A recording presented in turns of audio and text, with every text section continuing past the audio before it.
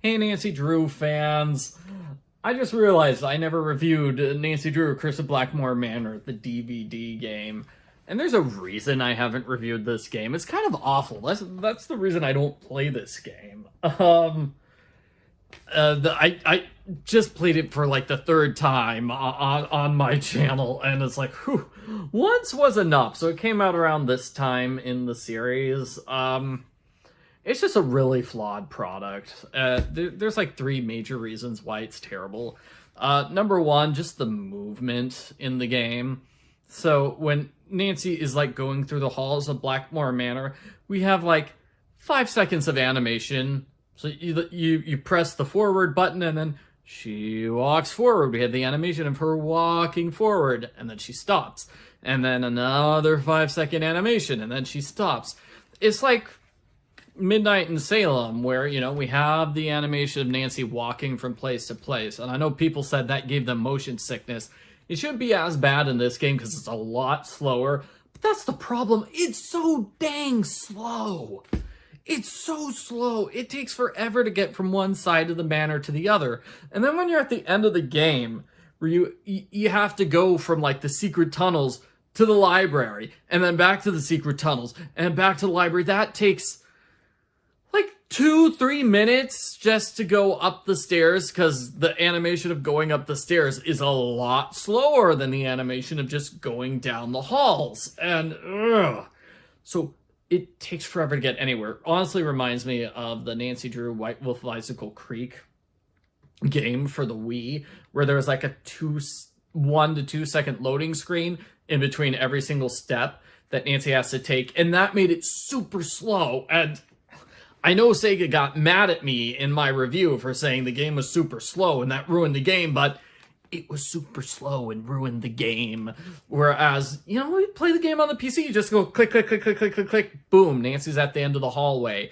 It's just not click, walk, walk, walk, click, walk, walk, walk. Ugh. So that's reason number one why the game is so terrible. Reason number two is just the controls are bad in general, and I'm not sure that's the game's fault because it's meant to be played on a DVD player. So there are only 5 buttons in the game. There's up, down, left, and right, and then the OK button or the enter button. And this game desperately needed another button besides just all the arrows and then OK. The down button didn't really get used for anything, which was weird too, but it definitely needed it. So like the OK button has to do like triple work as the OK button, the inventory button, the use an item on the puzzle button, and I feel like something else, but it's like the open doors button. Like I just recorded this game for the 2025 Nancy Drew Marathon, and I don't know if my DVD was glitching. Maybe it was glitching. Maybe it just wasn't working. But I had to use the enter button to replace doing to replace going forward, especially at doors. So that was also a real pain.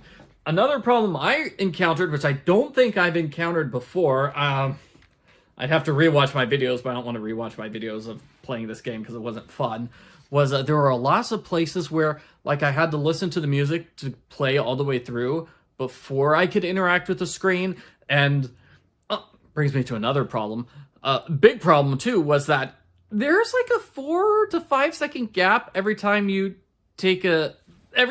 music plays when you take a step. So I complained, you press the forward button, walk, walk, walk, walk, walk. Then you wait 4 seconds and the music starts. And then you press the enter button, walk, walk, walk, walk, walk. Wait 4 seconds and then the music starts because the music resets after every single step. And that would be, no, I was going to say that would be fine, except no, that would be terrible. Oh gosh. If it didn't have a 4 second gap, like if there was no 4 second gap, it'd still be terrible, but it's all the worse. So it felt like me just playing this game was me being just doing a radio show because there's no background music whatsoever. Because I did not have time to wait 4 seconds on every single screen to play music.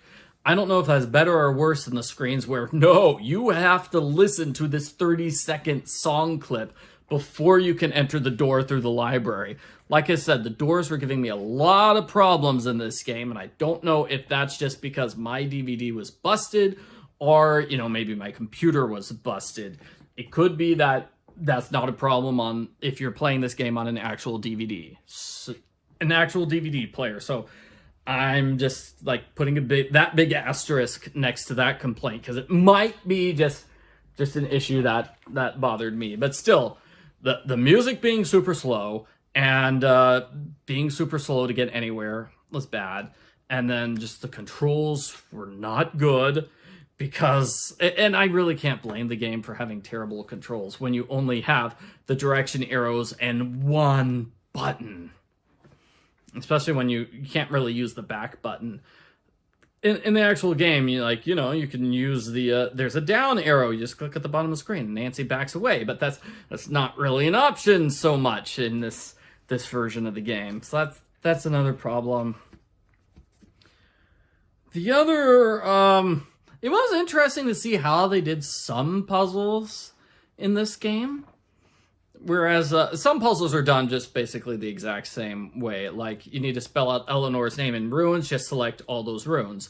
Or you need to select the 12 zodiac symbols in order, just select those 12 zodiac symbols. But others were more different. Like the puzzle box in Bridget's room. In the actual game, you need to do like all 4 or 6 sides of the puzzle box. And in this one, you only do the one. And it's the one where you make the entire side closed off as opposed to one where you actually have to mess with the colors. So it's really, really simple because you're only doing one side and it's the one side where you get to ignore the button that changes colors. So, yeah. Playing Go Fish, you have to do that with Jane, and you have to do that with Penny, the machine, or was it Betty? Either way, that was simplified, so you only have to do 5 instead of having to do 9. You don't have Bull. I guess that was too complicated for the game to handle. Similarly, you don't have to do Nigel's typing challenge. The game just is not strong enough to handle that. There are a couple places where the game would warp you from one place to another, and that was very much appreciated. Oh, like the time challenge of lighting up all the gargoyles, that was just skipped. You just do what would be the first move of that puzzle, and then the game just throws you to the solution. So that was kind of nice. But I feel like they had to remove it because just the DVD wasn't powerful enough to handle the puzzles. Also, the ghost puzzle. All the ghosts were in different locations for the 13 ghost puzzle. And that actually wasn't a bad idea, but I think it was just a graphics limitation because every single one of the new locations involved zooming in on something and then finding a ghost. So you'd have to zoom in on the statue, there's a ghost there. Zoom in on a gargoyle, there's a ghost there. And most commonly, zoom in on a painting and then there's a ghost hidden there. So, I mean, it's interesting to have a different version of the puzzle, I guess, but again, it wasn't the best. The different version of Petroglyph Punch was not that was kind of bad. There was a typo on the instructions, but it was basically click on not click on the symbol. Select the symbol where there's 3 of them already on the screen, anywhere on the screen. That's all. That's all. As opposed, and the jigsaw puzzle was different too, because the matching puzzle was also different because it wasn't a matching puzzle. It was find. So basically, it had the 12 cards. It showed you where every single card was, and then it said, "Okay, here's card number 1. Where is it on the screen? Okay, card number 2. Where is it on the screen? Card number 3. Where is it on the screen?" Jigsaw puzzle. Usually, there was only 1 or 2 places where you could put a piece. And so it was, okay, are you going to put this piece in spot 1 or spot 2? Similarly with Mrs. Drake's puzzle of putting the plants into place, it was the exact same thing. Which of these 2 spots, sometimes 3 spots, are you going to put a plant into place? And I think the other puzzle, I'm just going through the list of all the puzzles. They had to change all the puzzles for this game. Moving the triangles in the well was the same. The puzzle of getting the frog across the tiles was the same, although I got it on the first try with no crocodiles, so I think they just removed the crocodiles to make that puzzle super simple. The puzzle of going through the underground tunnels maze, that was simple because the rooms don't rotate. There's no rotating room, so it's just go forward 3 times. That makes the puzzle really simple. With the Ouroboros puzzle, instead of doing 5 rounds of it, you have to do 3. Similar to how the Go Fish games require you to do fewer matches. Those Go Fish games are a huge pain, though. Completely skipped the puzzle of making the key at the very end. Completely skips the puzzle of doing the Aeolus puzzle thing. And the puzzle of the gargoyle hands. You just click on the gargoyle. You select the gargoyle hand, and then the game just gives you the solution. So that's just how it works. It felt like half the puzzles got skipped, and half of them, the rest of them, a lot of them got limited. Oh yeah, and the puzzle of sliding tiles above Jane's room, that's eliminated completely as well. With the Lulu puzzle, the Lulu magic word puzzle, you only have to do 1 word, and each particular letter, it only had 2 letters that you could choose from, as opposed to like having 8 different letters. So that made it easier. And the final thing I should probably mention about this game is that it's segmented. They did it in chapters. I feel like that was also like a hardware limitation because, you know, the game couldn't handle it if Nancy has a different inventory, or if Nancy picked up inventory items differently. Like, hey, if I play this game on my own, you know what? I could have the butter as my first inventory item. I could have the telescope lens for my first inventory item. What's another inventory item you can get really easily at the start of the game? Maybe a glow stick. No, you'd have to get the key first. You get the idea, though, right? So to avoid that problem, because I don't think the game was smart enough to be able to know if you have an inventory item or not, they split it up over the course of 10 different chapters. And that way, every time you play the game, the chapter is going to be the same, no matter who's playing it, and every single time you play the game. So chapter 1, it's always going to be you looking at the star charts and solving the puzzle box in the room to get the moon piece. No. You do that to get the telescope lens, and then you're going to do the zodiac symbol puzzle in order to get the moon piece. And that's the very start of the game. Like, that's chapter 1. It always is that, no matter what. Like, if you try to go see Linda, the game doesn't let you. If you try to see Jane, the game doesn't let you. If you try to go downstairs, the game doesn't let you.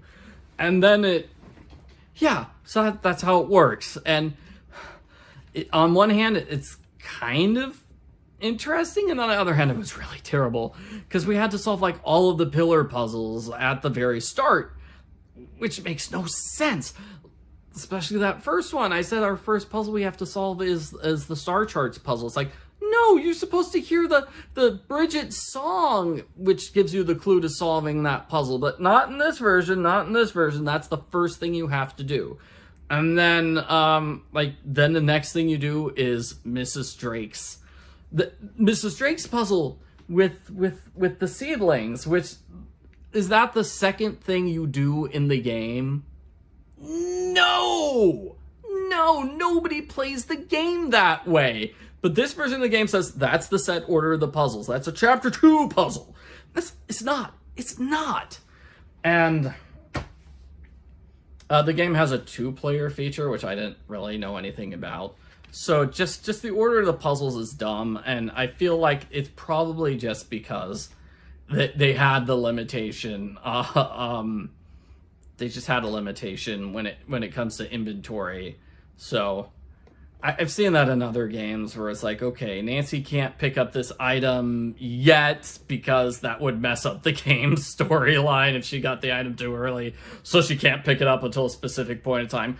That's fine. I understand it, but still, gosh, I would not know what to do if I was not allowed to check the hint, the task list, which gives you a hint as to what to do next. And the task list wasn't always the best too, because sometimes it'd give you 2 tasks that you can do, And usually, like, you could do them in either order, but sometimes you had to do one before the other, and that definitely tripped me up. And, like, you don't meet Nigel until, like, chapter 7 of 11, so he's definitely, like, a second half of the game character, which I thought was weird. And the other thing I think I'll complain about is when you're sliding, you're doing down the hidden slide, the game makes it seem like you're supposed to use the cricket ball on the slide, but no, you're supposed to just grab the cricket ball and then go down the slide. You don't actually use the cricket ball on the slide. So I thought that was a weird control thing myself. I did like how with the dragon that leads to the secret passageway, you only have to solve that puzzle once, and then every subsequent time you just click on the dragon, it just sends you right through. Same with solving the gargoyle puzzle and the Eleanor spelling out her name in runes puzzle. That was nice. I did like not having to resolve those puzzles. So overall, it's terrible. I would not recommend it. I can see why they didn't make any others. At the same time, it's like, oh my gosh, I wish I could have done this. Like, I wish I could have made this game. Like, I remember seeing a rumor online that they were going to do game number 8, the Haunted Carousel, maybe in this DVD format. It's like, okay, now how would I just an interesting intellectual exercise. It's like, okay, every puzzle in the game, just make a list of every puzzle in the game, and how would you do that if you could only have up, down, left, and right, and the enter button? How would you change the puzzle in order to fit those limitations? And then secondly, the limitation of that, you have to split up the game into 11 different chapters. Like, what puzzles would be in chapter number 1, what would be in chapter number 2, which conversations would be in it, and like, that would be an interesting challenge just to conceptualize. But I don't know who's playing Nancy Drew Chris of Blackmoor Manor and saying, okay, well, obviously, first thing you're going to do is solve the Bridget puzzle box and then the Zodiac puzzle. That's what you need to do before meeting Linda or any of the characters. And the next thing you're going to do is you're going to go downstairs and see that the crank's missing. So you're going to put Mrs. Drake's seedlings into place so you can get the crank. And we don't get the crank until like 3 chapters afterwards anyway. So, like, yeah. Sorry, this was like kind of a long, rambling review. Hopefully it was informative to somebody. If you're going to take one thing away from this review, it is, don't get this game. I do not recommend it. Get Nancy Drew Curse of Blackmoor Manor, the original version of the game. You will enjoy it so much better. It's so much nicer. That's what I'm saying. Not the DVD game. Sorry, DVD game gets a thumbs down from me. Thanks for watching my review, and hey, I hope you're enjoying watching me play Nancy Drew games here in 2025. Hope it's a fun marathon, even if it includes, like, this 3-hour drudgery.